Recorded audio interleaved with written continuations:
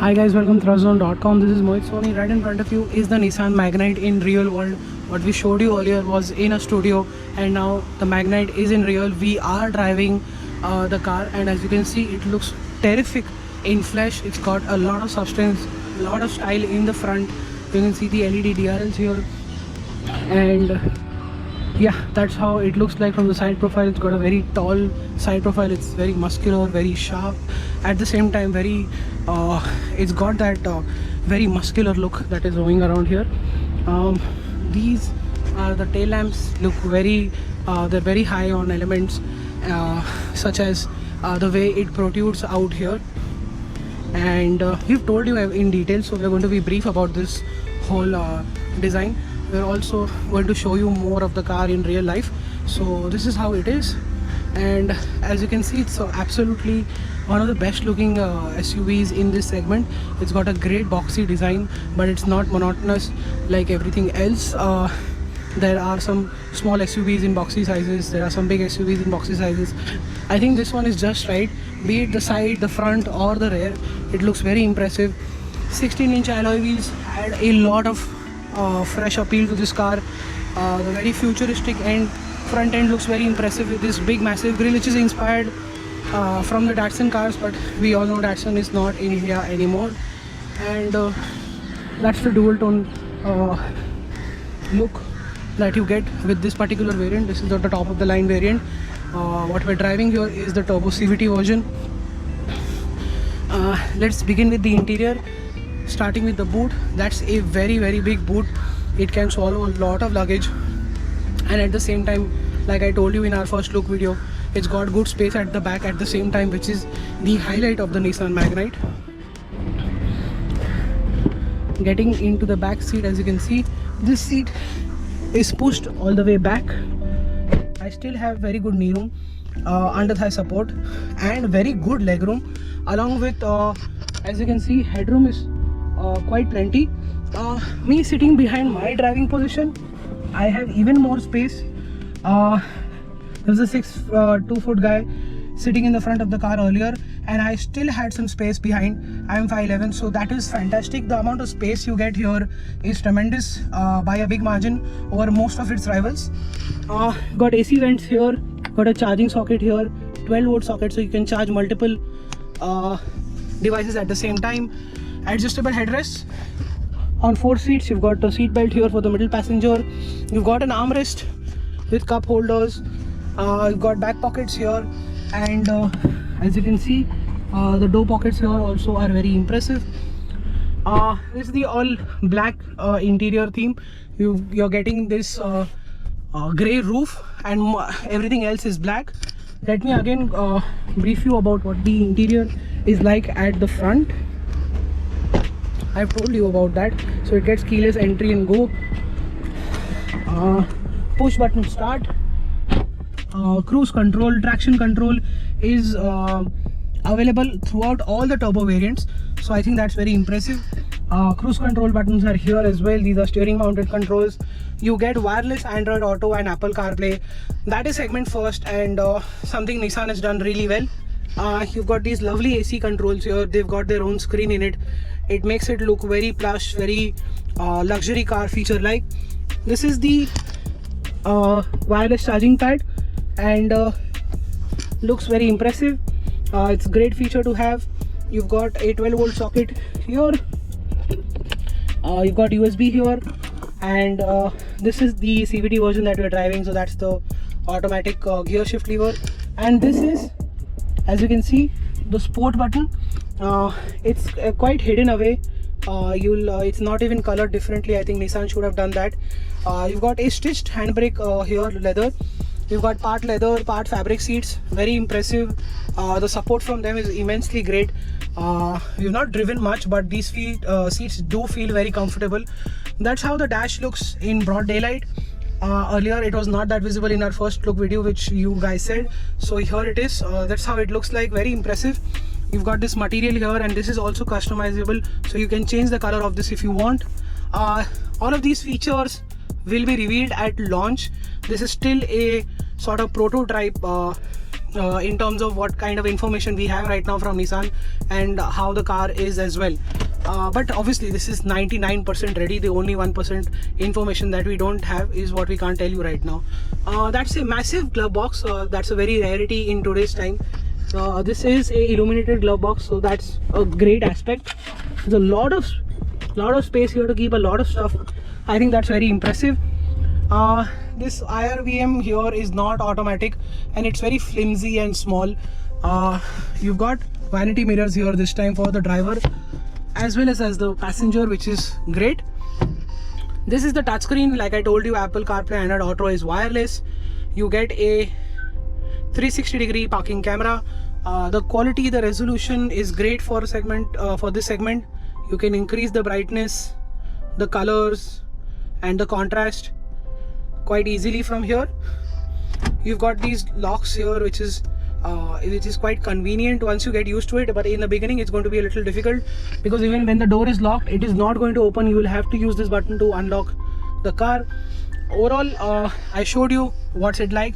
This is the most important part as well. This is the instrument cluster. I've shown you this in the past, but here it goes. And yeah, it's showing that the boot is open now. And let's just close. Yep.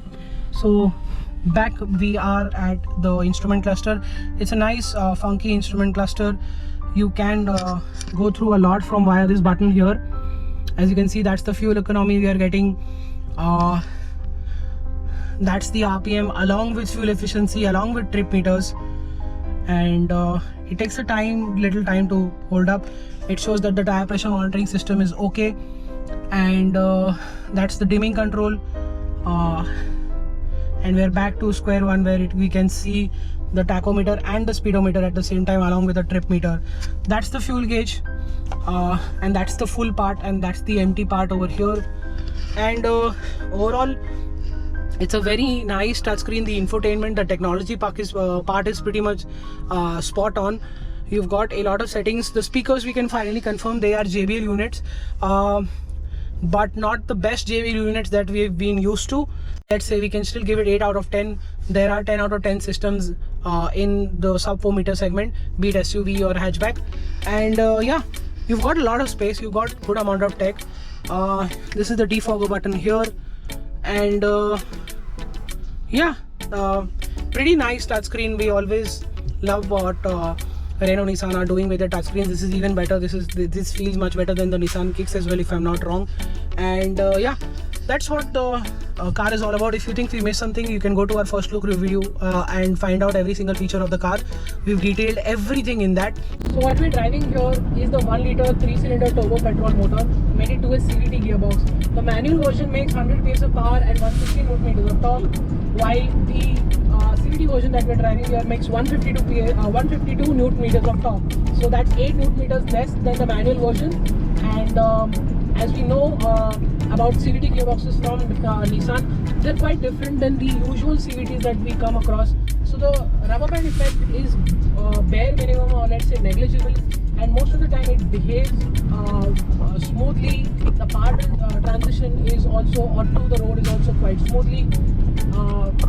It is also one of the most linear engines that you'll find in this class, because in certain engines you get this a lot of torque that pushes you back in the seat and the car lunges ahead. There's nothing like that here. It's an extremely linear motor. That's one of the most linear motors that we've ever come across. Driven the Hyundai turbo petrol engines and the Maruti engine and the other petrol turbo engines that we've driven. Well, this is one of the most linear, easiest and most forgiving engine to drive around, because they've tuned it in such a way that it is the most easily accessible car to drive in this class. What you also get is technology that is coming in from the flagship cars, the sports car, the iconic Nissan GTR. They've taken the cylinder technology, put in this, so that's the reason why it's so easy, so linear, and the acceleration is very smooth. You'll almost feel like this is a naturally aspirated motor with a bit more torque. It's that smooth. I think Nissan has done a great job in finding that balance. It's a very rare balance for now. Usually, like I said, there's a kick in the pants feel, which is bare minimum in this car. The CVT also offers bare minimum rubber band effect with it, and that makes driving much more easier. We've been driving in and around of Bombay, from all the way from North Bombay to South Bombay and back, and this has been an absolutely pleasant experience driving this car. In terms of NVH, yes, you do feel a bit thrumminess at low RPMs, which is, let's say, around parking speeds. But once you get past that, it's an extremely smooth engine. It almost feels like a 4-cylinder engine in terms of refinement. Most of the time you can't hear the engine, but the moment you get around, let's say, 2,500-3,000 RPM, when you start hearing this, and at red line it does shout, but it's not overly loud that you can't have a conversation with your passenger here. And in terms of ride and handling, well, this has one of the longest and travel suspensions, because this is a tall car. Then most of its rivals is definitely taller than the Hyundai siblings, and that means you get a more suspension travel. That would translate into more body roll, but it's not. Body roll is well contained. Ride quality is actually quite mature in the city at low speeds. You do feel a bit of extra stiffness, but it's not eco sport stiffness. And in terms of steering, good feedback. It's very light and precise at low speed, so you're going to again, with the engine, easy gearbox, and a very light steering, you want to find this car to drive in the city extremely well. This is what it is. It is a very easy-going city SUV that you need to tackle potholes, uneven roads, and sometimes going through a bit of floods. And this car should do all of that rather well. It does most of the job right now really well, and I think that is worthy of praise, because it's a tall car, it's a wide car, yet it feels very easy to drive. The brakes we're not exactly fan of, because the pedal bite is good, but the pedal travel is quite long. I think that could have been better when it comes to the driving part. Apart from that, steering weighs up extremely well on the highway. Stability is quite good on the highway as well. We did 120, 130 on the stretch that we could find, and the car had bare minimum vertical movements.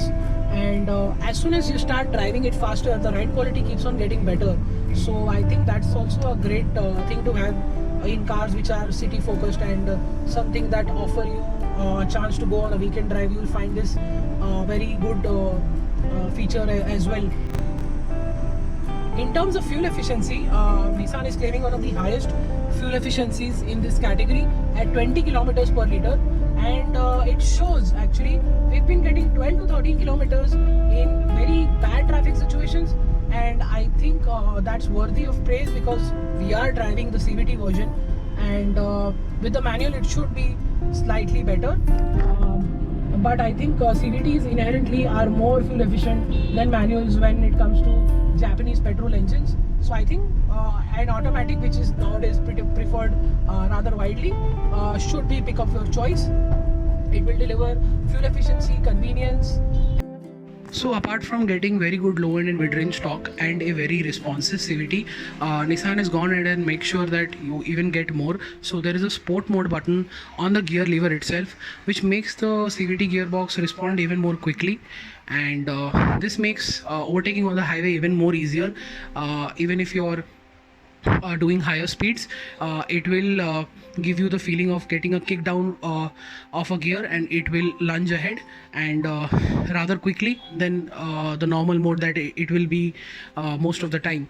I think that is what the Nissan Magnite is all about in terms of driving. Well, our verdict, Nissan is claiming that the pricing is going to be fantastic, the variant strategy is going to be very impressive. What Nissan is not given here is the sunroof, but we've got hints that Nissan will be updating their products rather quickly this time around to make sure that the product remains fresh. So there's a lot of hope, lot of promise from the Nissan Magnite. This is going to be a game changer, just like how the Micra was, but it will be amplified even more because Nissan is pouring in a lot of effort into the Nissan Magnite. They've thrown in everything, and there is a lot to come as well. So there's a lot to look forward to. And but right now it's even more impressive because like I said, the pricing and variant strategy is going to be so impressive that it's going to make sure that customers quite literally prefer this over everything else, because this is one of the most complete compact SUVs you're going to find in this segment. So thank you so much for watching this video, guys. Hit that notification bell, subscribe to our channel, like this video, comment if you want to ask anything, and do not forget to subscribe to our channel. Thank you so much for watching, and goodbye.